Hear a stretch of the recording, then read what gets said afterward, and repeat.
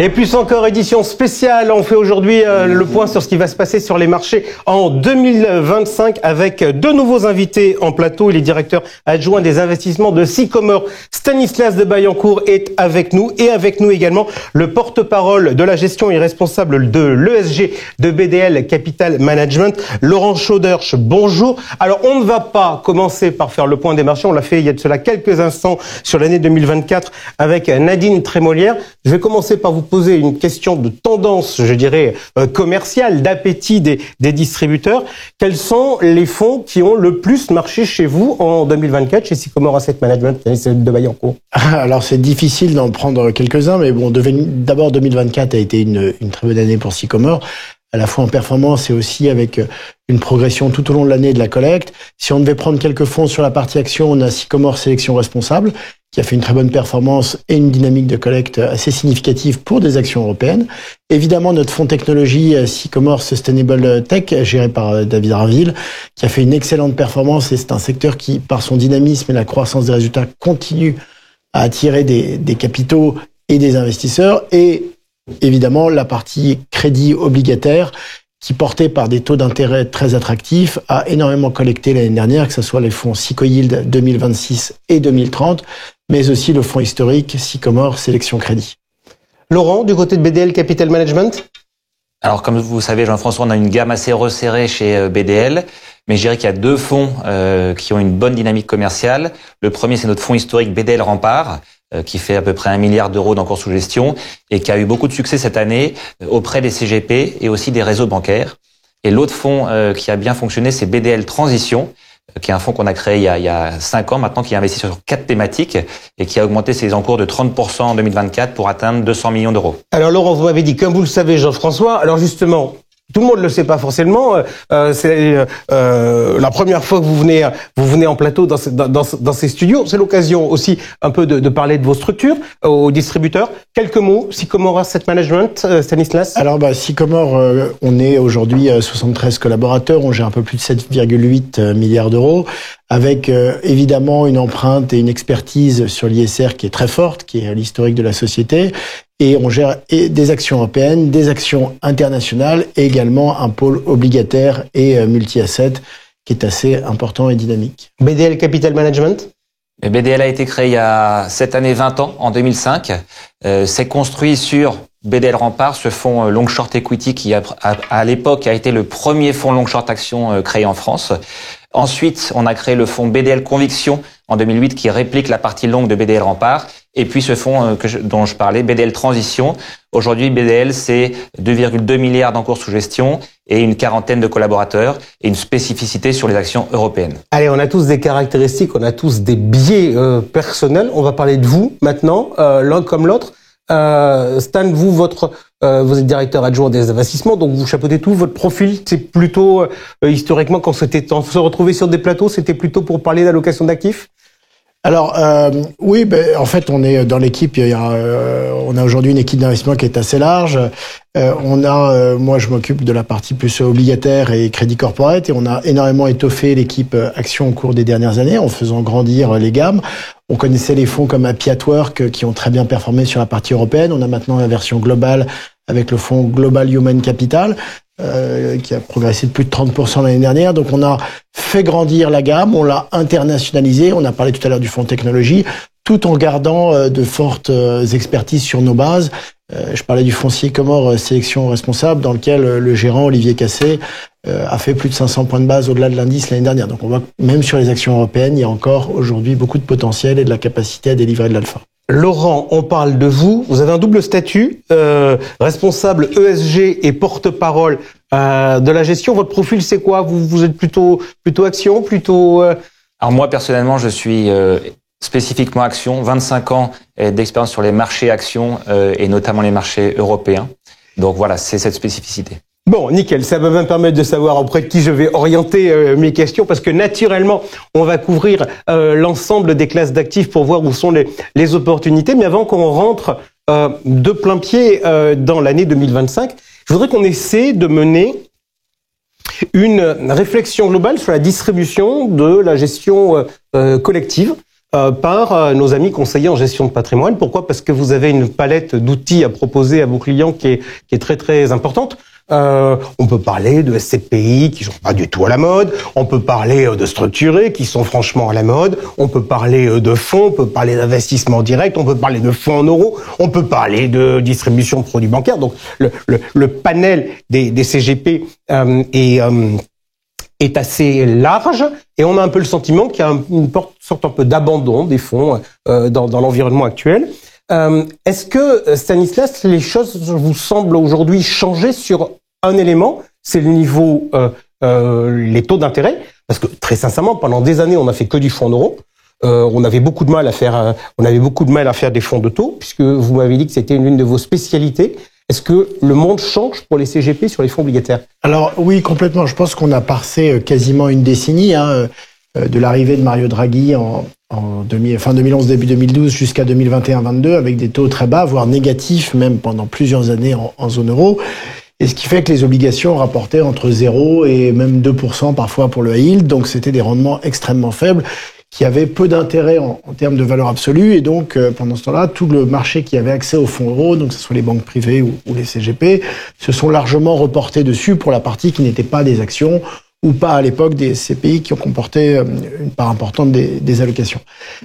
Depuis 2022, ça a complètement changé. On a retrouvé des niveaux de taux d'intérêt élevés et attractifs, et donc il y a un réintérêt fort pour l'obligataire. Et donc on a été, nous, assez rapides et précurseurs pour proposer, en plus des fonds obligataires traditionnels que nous avions, des fonds aussi datés qui permettent aussi, avec beaucoup de transparence et de lisibilité, de revenir et de profiter de l'opportunité de marché qu'il y avait sur ces marchés-là.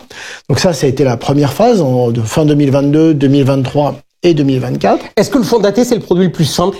Parce que, entre guillemets, c'est du portage et que quand on doit refaire de la pédagogie sur le marché obligataire, c'est finalement plus simple de dire... Oui, tout à fait. Je pense qu'il a la simplicité, la transparence, enfin en tout cas pour la manière dont nous l'avons fait, et la lisibilité qui permet d'associer un objectif de rendement, ou en tout cas un rendement chaque jour en fonction des conditions de marché, avec un niveau de risque, donc en fonction de la manière dont vous proposez. Nous, on a toujours cherché à avoir des fonds datés avec des positions mixtes entre le high yield et l'investment grade pour avoir le maximum de rendement, mais un risque assez tenu, et donc finalement des performances qui se sont bien comportées dans la durée. Ok, donc là vous êtes en train de nous dire, grosso modo, l'environnement a profondément changé avec la remontée de l'inflation, les changements des politiques monétaires et le fait qu'il y ait du taux, ça redevient une classe active, et on regardera tout à l'heure comment on a travaillé.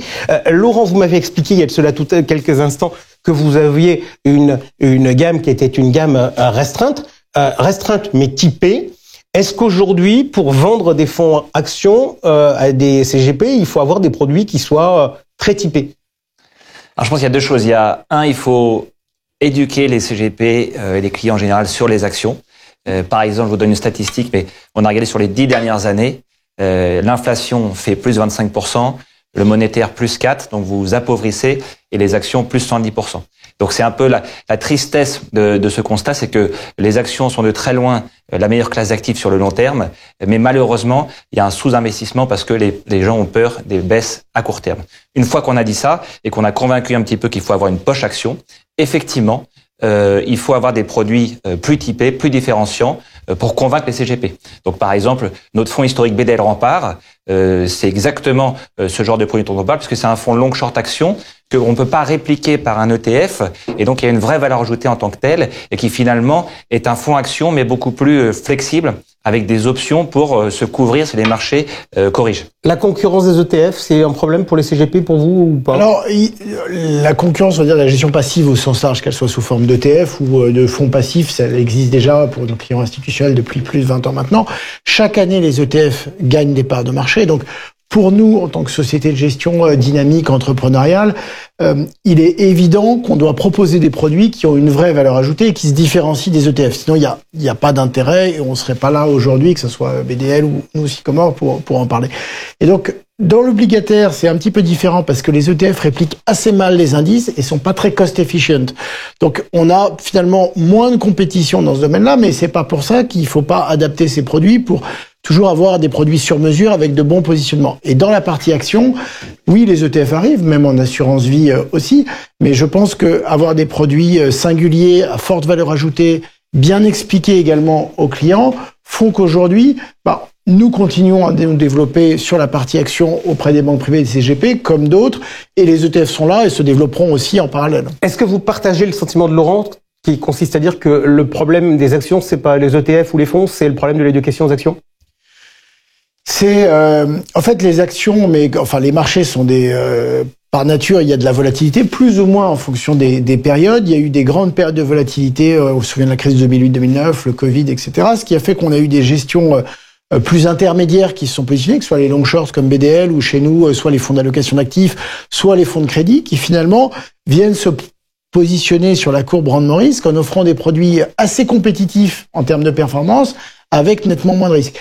Mais ça, c'est vraiment notre rôle, c'est de dire il n'y a pas un produit qui va être la solution pour tous les investisseurs. Et donc c'est là où c'est intéressant d'avoir une gamme avec des produits très spécifiques sur certains thèmes de croissance, et puis d'autres produits peut-être plus larges, avec moins de risques et des cibles de rendement attractifs. Et c'est là où, quand on arrive sur ces solutions-là, que ce soit celle de BDL ou de Sycomore, on se sort complètement, il n'y a pas de compétition avec les ETF sur ces produits-là qui offrent une vraie solution aux clients. Dernière question que je voudrais poser sur cette partie-là pour bien vous connaître, et puis après on rentre naturellement dans ce que vous attendez, c'est-à-dire les recommandations sur votre vision des choses pour 2025.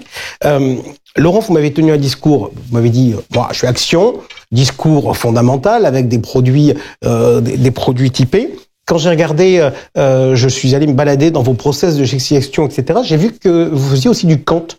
Vous mariez le quant avec le fondamental, pourquoi ? Alors, effectivement, vous avez raison. Historiquement, toute notre analyse est fondamentale et elle le reste. C'est vraiment l'analyse financière, la rencontre des entreprises.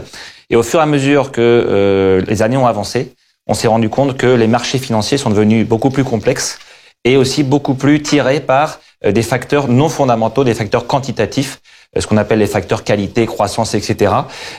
L'arrivée de la gestion passive, le développement des ETF qui, lui aussi, change un petit peu les tendances. Donc, en fait, on s'est rendu compte qu'il fallait marier cette expérience fondamentale à du quantitatif pour mieux comprendre les marchés financiers et les mouvements, je dirais, quotidiens ou hebdomadaires qui sont un temps différent de notre temps d'investissement qui est un temps plus long.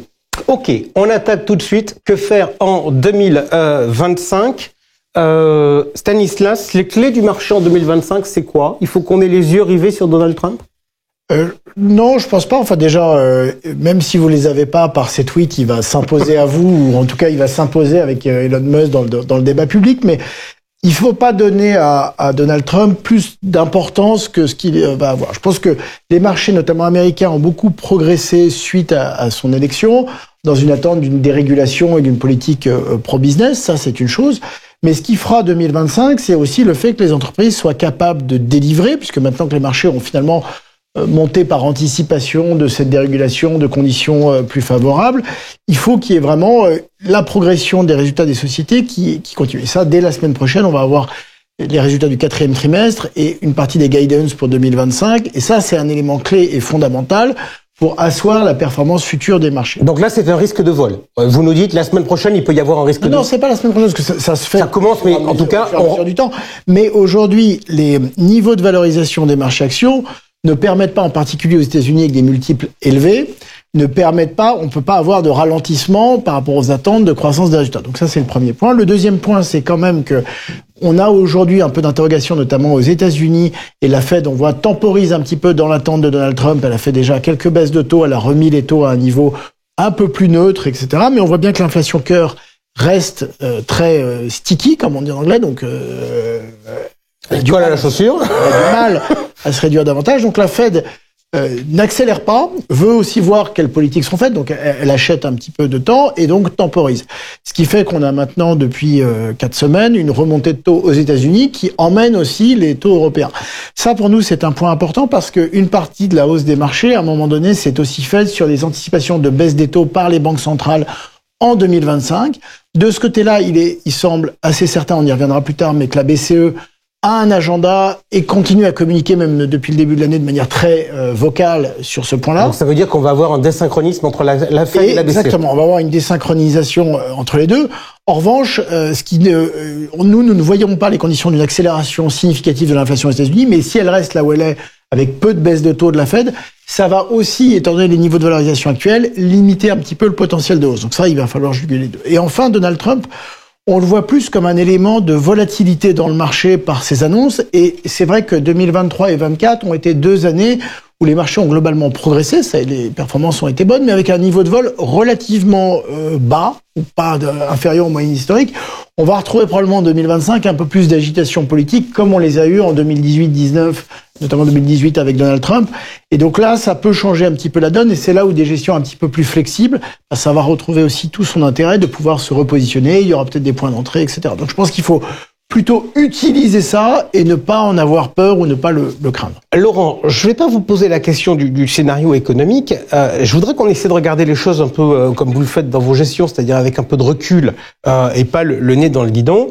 On évoquait tout à l'heure le niveau des taux. Le niveau des taux a fortement progressé entre 2022 et aujourd'hui, provoquant d'ailleurs un krach obligataire en 2022, avec des niveaux de pertes sur les produits obligataires qui étaient importants. En théorie, la valorisation des actions, c'est quand même dépendant du niveau des taux. On se rappelle Greenspan qui nous avait dit que c'était l'inverse des taux. Est-ce qu'aujourd'hui, étant donné que les actions n'ont pas franchement corrigé de l'environnement des taux, les valorisations sont trop chères des actions? Ce qui est vrai, c'est que ça devient un vrai sujet avec les taux qui ont monté. Et ce qui est vrai aussi, c'est que ça dépend beaucoup de la région que vous regardez. Donc effectivement, Stanislas en parlait, aux États-Unis, les valorisations ont beaucoup monté. D'ailleurs, si vous faites un petit calcul à la Greenspan, prime de risque, moins taux d'intérêt, vous êtes en territoire négatif désormais. Donc je pense qu'il y a une vraie question sur la valorisation du marché américain. Ce qui est moins le cas en Europe. Vous regardez l'Europe, à la fois en absolu, vous êtes plutôt à 13 fois au lieu de 23 fois aux États-Unis.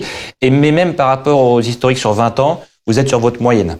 Et les taux aujourd'hui, par rapport à 20-25 ans, ne sont pas non plus très différents. Donc je pense qu'il n'y a pas de sujet de valorisation en Europe, mais il y en a potentiellement aux États-Unis. Est-ce que potentiellement, le critère du PER, il faut le garder? Ou à une époque, j'ai le souvenir, on avait inventé le PEG, le Price Earning to Growth. C'est-à-dire, est-ce qu'on peut comparer, je le dis un peu brutalement, la valo d'une banque qui n'a pas de croissance et la valo de Nvidia qui a de la croissance? Alors nous, le PEG, on n'aime pas ce ratio. Historiquement, moi qui étais déjà là comme Stanislas probablement dans les années 2000 avec la bulle TMT, je me souviens que pour moi le PEG, c'est quand on peut plus justifier la valorisation avec un PE classique, on invente le PEG. Et ça nous paraît tout à coup, ah bah non, finalement c'est pas trop cher grâce au PEG. C'est toujours, il faut faire attention quand on change les règles du jeu voilà. Pendant la partie. Donc du coup, le PEG, on l'utilise pas. Évidemment qu'on préfère au même prix une société qui a de la croissance. Mais pour prendre une banque, par exemple, même si effectivement il y a peu de croissance, aujourd'hui, l'avantage d'une banque en Europe, c'est qu'elle redistribue 100% de ses bénéfices aux actionnaires. Et donc, on a des rendements de 10 à 12% par an sans faire d'hypothèse de croissance. Donc finalement, vous prenez peu de risques et vous avez un rendement très élevé. C'est pour ça que les banques continuent à être une position assez importante dans nos fonds. Ok, Stan, on vient de parler de croissance. Il y a des styles, value, growth. C'est un truc, ça vous branche ou vous trouvez ça complètement has-been? Ah, mais vous nous invitez, on va répondre poliment. Je pense qu'aujourd'hui, on peut plus diviser le monde entre value et croissance. C'est vrai que pendant longtemps, au début des années 2000, c'était la matrice des marchés devises. D'ailleurs, les produits se positionnaient comme ça. Il y avait des fonds value, des fonds croissance. Aujourd'hui, les choses, la manière de gérer est un peu plus complexe. C'est sur des facteurs. Il y a aussi l'aspect cyclique ou défensive. Donc aujourd'hui, on ne raisonne pas comme ça. Les entreprises, on pourrait dire que les banques sont dans un secteur où l'assurance dit value un peu cyclique. Et aujourd'hui, elles ont plutôt du potentiel. Il y a d'autres secteurs de croissance qui sont aussi également attractifs. Donc nous, on raisonne pas du tout sur ce prisme-là. Ce qui est important, c'est quand même d'avoir de la résilience. Ce qu'on voit aussi, c'est que dans un monde, et en particulier en Europe, à croissance très faible, et dans un prisme d'investissement de marché qui recherche un petit peu la croissance, il faut quand même essayer de trouver des sociétés qui ont un peu de croissance, mais la plus régulière possible, à la limite, pas tellement cyclique. Et donc aujourd'hui, nous, on va s'intéresser vraiment, quand on regarde nos portefeuilles actions, on va avoir une grande diversité à la fois de styles, de secteurs ou de facteurs. Ok, donc vous êtes en train de me dire, cette segmentation qui est trop binaire, aujourd'hui on est passé à des choses beaucoup plus sophistiquées. Juste puisque tout à l'heure je rebondis sur ma question sur le Quant, sur les opérateurs qui rentrent sur le marché avec des positions qu'il faut surveiller. Est-ce qu'il y a encore des opérateurs qui raisonnent value, growth et qui peuvent impacter le marché, Laurent? Il y a toujours des opérateurs qui raisonnent ainsi. C'est plus les mêmes opérateurs qu'il y a 15 ou 20 ans. c'est des opérateurs plus sophistiqués, c'est essentiellement des hedge funds et qui utilisent ces facteurs dans la gestion des risques. Mais comme ils ont beaucoup grossi, ça a toujours un impact sur les cours de bourse quotidiens. Allez, je vais considérer que les valeurs growth, c'est des valeurs qui ont des forts PE durablement et pas simplement quand il y a un retournement des résultats. Je voudrais qu'on parle de deux secteurs, parce que c'est deux secteurs qu'on regarde souvent quand on regarde les portefeuilles, parce que ça permet de parler aux clients sur des choses qui sont relativement simples. C'est le luxe et la technologie. Vous en pensez quoi de ces deux secteurs-là? Alors, c'est des secteurs sur lesquels on est absent, plus ou moins. Le luxe, on est absent depuis un moment. On regarde évidemment après la baisse. Il y a 2 ans, on pensait qu'il y avait 2 problèmes sur le luxe, un problème de valorisation et un problème de bénéfices qui nous paraissait très élevé après les hausses de prix que ce secteur avait passé. Aujourd'hui, on n'a plus de problème de valorisation, mais pour nous, on a toujours ce problème de bénéfices potentiellement. On pense qu'il faut que l'industrie digère ces hausses de prix des 3-4 dernières années. Et donc, pour l'instant, on reste à l'écart, même si les valorisations deviennent plus attractives. Stanislas? Alors, c'est deux secteurs très différents. Je pense qu'aujourd'hui, après 3-4 ans de très forte inflation, le comportement des consommateurs a un petit peu évolué. Ce que nous, on voit dans le secteur du luxe et la manière dont on investit aujourd'hui, c'est qu'on est positionné sur les valeurs les plus qualitatives du secteur. En disant finalement, quand un consommateur va venir acheter un produit de luxe, il va peut-être en acheter un petit peu moins aujourd'hui, mais il va se positionner sur les marques qui, pour lui, sont emblématiques. Donc, on va penser évidemment en France à Hermès, qui par ailleurs, pour un certain nombre de catégories de produits, a même des listes d'attente de plusieurs années dessus. Donc finalement, on sait qu'on va avoir, et sur lesquels il passe des hausses de prix chaque année très régulières. C'était à nouveau le cas au mois de janvier. Donc on s'est plutôt positionné sur des valeurs comme ça. Brunello Cucinelli aussi en Italie, c'est plutôt des produits en termes de maille, qui a publié hier soir de bons résultats aussi, et moins sur ce qu'on appelle, alors c'est un anglicisme, mais ce qu'on appelle l'accessible luxury, donc le luxe accessible, qui aujourd'hui souffre un petit peu plus d'un consommateur plus prudent qui subit un petit peu l'inflation. Et enfin, il y a quand même l'aspect chinois qui est très important, puisqu'aujourd'hui c'est une très grosse partie du marché du luxe, et on voit bien que l'économie chinoise est en ralentissement / en difficulté depuis maintenant plusieurs années, que le gouvernement égrène des séries de mesures sans vraiment plan de masse, puisque la relance par le passé était beaucoup faite à base d'immobilier, etc. Ils essayent de faire différemment, mais on voit bien que la solution n'est pas évidente pour eux aujourd'hui. Et aujourd'hui, dans le luxe en Chine, on a une croissance beaucoup plus faible, voire atone par rapport aux 5 ou 6 dernières années où ça a été un boom extraordinaire. Ok, 2 questions pour vous et je reviens, Stanislas, vers vous sur le sujet tech par rapport à ce qu'a dit Stan. Le fait de tenir les prix, de pouvoir monter les prix pour les entreprises, pour vous, dans l'analyse fondamentale que vous faites, c'est un critère important? C'est un des critères, voire le critère le plus important. Si vous me demandiez quel est un indicateur pour qualifier si une entreprise a un bon métier ou un mauvais métier, je vous dirais c'est le pricing power. C'est la capacité à monter ses prix, au moins suivre l'inflation, voire faire mieux que l'inflation. Donc c'est un critère essentiel à notre analyse. Ok, et puisque je suis rentré dans le débat gross value sur la base du critère du PE, parce que je suis quand même Stan un peu monomaniaque dans mes approches, quand je regarde votre gamme, donc BDL Rempart, c'est un long short, donc on le met à part, mais entre Conviction qui reprend les positions longues de BDL Rempart et Transition qui travaille sur des thèmes, j'ai le sentiment que a priori le PE de Transition doit être supérieur au PER moyen de Conviction. Vous me le confirmez? Oui, tout à fait. Le PE de BDL Conviction, il est autour de 10 ou 11 fois, et celui de BDL Transition, il est autour de 14-15 fois. Juste la différence en fait, c'est que c'est à quel horizon on se projette pour le rendement qu'on espère obtenir. Donc sur Conviction, on va se projeter à un horizon 1 ou 2 ans. Et sur Transition, à un horizon 3 ou 4 ans. Stanislas, je reviens vers vous sur les technologies. Alors, c'est vrai que souvent on parle de la technologie, mais en fait, il y a des sous-secteurs extrêmement différents dans la technologie. Vous avez les logiciels, vous avez le hardware, etc., et les SMI, et maintenant l'IA, et tout ce qui est lié aux investissements en IA. Globalement, on a une vision assez positive au sens large pour le secteur, qui a des sous-dynamiques assez différentes. Par exemple, Microsoft, au mois d'octobre, fait un changement. Enfin, certains systèmes d'opération actuels ne vont plus pouvoir être exploités. Et donc, ça va engendrer un cycle de changement de PC extrêmement important d'ici là et même après pour passer sur la génération suivante de Microsoft. Donc ça, le hardware, qui a été un peu le parent pauvre depuis 3 ans, avec un gros cycle pendant le Covid où les gens ont acheté de nouvelles machines, peut reprendre. Vous avez tous les investissements liés à l'IA. Tout le monde parle d'NVIDIA, mais au-delà d'NVIDIA, il y a des entreprises comme TSMC qui vont aussi être embarqués dans cette partie-là. Donc, on voit dans vraiment différentes parties de la tech aujourd'hui encore des fortes poches de croissance et de capacité à investir. Après, c'est certain que c'est plus du tout un secteur européen. C'est-à-dire qu'en Europe, on a ASML, sur lequel il peut y avoir des perspectives attractives en partie. On a un peu SAP dans le logiciel, mais c'est un secteur qui aujourd'hui est vraiment américain à 90% ou 80%. Et donc, on est obligé de s'extraire. Mais quand nous, on regarde dans notre fonds de technologie, on a vraiment aujourd'hui des perspectives assez attractives dans un secteur qui est devenu presque un monde un petit peu à part. Et on voit son poids d'ailleurs dans la cote qui a énormément augmenté. Parfait. Vous venez de parler de la situation des technologies en pointant le retard européen. Je voudrais qu'on se pose la question de savoir ce qu'il faut faire de la France. L'Europe on l'a vu tout à l'heure avec Nadine, a pas bien performé l'an dernier. La France, c'est pire. Ça vous a pesé dans vos performances chez vous, puisque vous avez une exposition forte sur la France. Aujourd'hui, vous gardez la France ? Aujourd'hui, on garde une bonne partie de l'exposition française. Par rapport au moment de la dissolution, qu'est-ce qu'on a fait finalement ?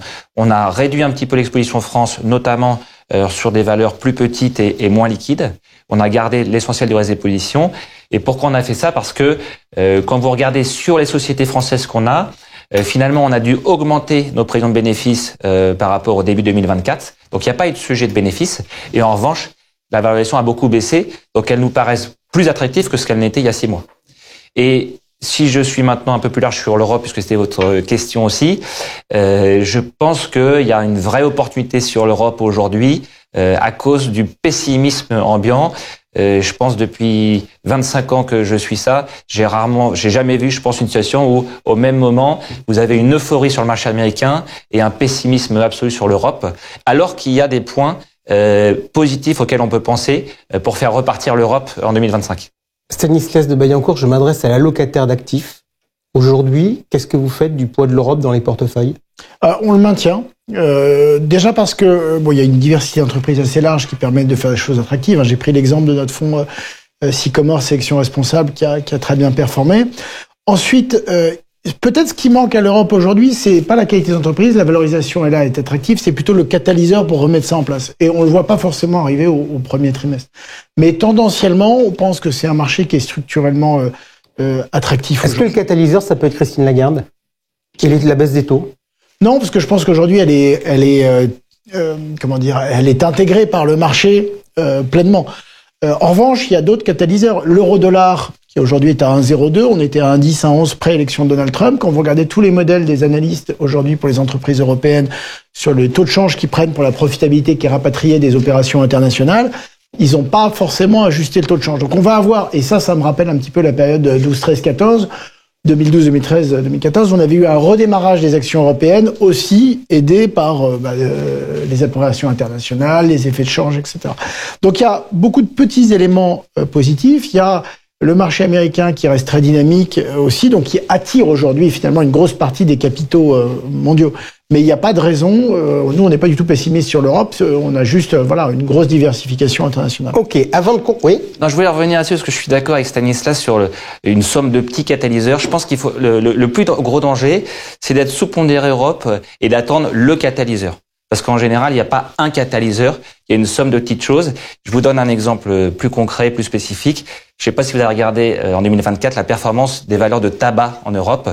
Elles ont fait entre plus 30 et plus 50%. Et alors que le tabac est censé être le secteur paria. C'est bon ça pour un responsable ESG. Exactement. Non mais c'est intéressant parce que c'est un secteur paria que personne ne veut pour des exclusions ESG, etc. Un peu comme l'Europe ou la France est paria aujourd'hui. Et en fait, vous vous rendez compte que tout d'un coup, ça fonctionne de nouveau parce que les fondamentaux finalement sont là. Les sociétés redistribuent des dividendes, rachètent leurs actions, ce qui est une bonne partie de nos sociétés à nous. Et finalement, la performance revient. Donc attention à ne pas être obnubilé par un catalyseur. Ce sera, comme Stanislas se dit, une somme de petites choses qui viennent et qui, quand on les met ensemble, finalement, feront que la performance devient meilleure. Allez, on approche la fin de notre débat, donc on va conclure. Je vais commencer avec vous. Sur un thème où on va conclure en jouant. On a déjà eu les grandes indications sur ce qu'il fallait regarder. Et a priori, on peut quand même dire que la diversification est une règle de base à respecter dans des environnements un peu comme l'environnement actuel. BDL Rempart, c'est un long short. Déjà, c'est un long short qui est long, qui est neutre, est-ce qu'il y a autant de positions à l'achat qu'à la vente ? Alors, en nombre de positions, on est à peu près identique, autour de 30 valeurs. Ensuite, c'est un long short qui est avant tout très flexible, c'est-à-dire que son exposition directionnelle au marché peut varier. Sur les 2 dernières années, elle est passée de entre 10% et 70%. Ok, alors parfait. Maintenant, on va jouer, si vous le voulez bien, au j'aime pas. Grosso modo, BDL Rempart, il aime quelle valeur ou quel type de valeur, et il n'aime pas quel type de valeur. Qu'est-ce qui est long, qu'est-ce qui est le short? Donc, dans la partie longue, nos priorités, en fait, c'est quelques sociétés européennes, mais très exposées à la croissance de l'économie américaine, mais avec la décote de l'Europe. Quelques sociétés qu'on appelle de croissance, mais démodées, donc avec des valuations très faibles. Et puis, quelques sociétés qui rendent tous leurs bénéfices aux actionnaires, comme je le disais, avec les banques, par exemple. Qu'est-ce que vous n'aimez pas?